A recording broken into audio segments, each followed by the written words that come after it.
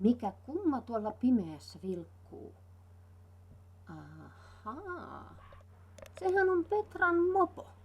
Nimi tuli näpereltyä koriin sen jälkeen, kun Maskun teeteessä kehotettiin harjoittamaan sormien hienomotoriikkaa. Pehmoeläimet kuvastavat työtä alakouluopettajana, eikä omenatarraa varmastikaan tarvitse kommentoida.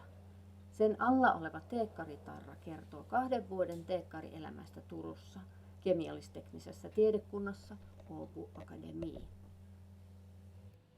Äänitormen kumipalloa koristaa ja lämmittää rannepanta.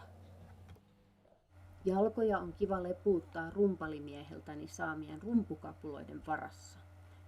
Jos katsoo tarkemmin avaimeen kiinnitettyjä esineitä, voi päätellä, että huushollissa löytyy koiria, ja siinä on myös hevostyttövuosia kuvastamassa minikokoinen kumisuka. Istuimen takaa löytyy toinen teekkaritarra ja Saaristomeren kansallispuiston tarra, plus myös Pori-Jats. Ja sitten meillä on rekisterikilpi, jota ei nyt sattunut parempaa löytymään. Ja totta kai, mikä siellä sitten korissa vilkkuu? No, porilaisen patasydän sykkii.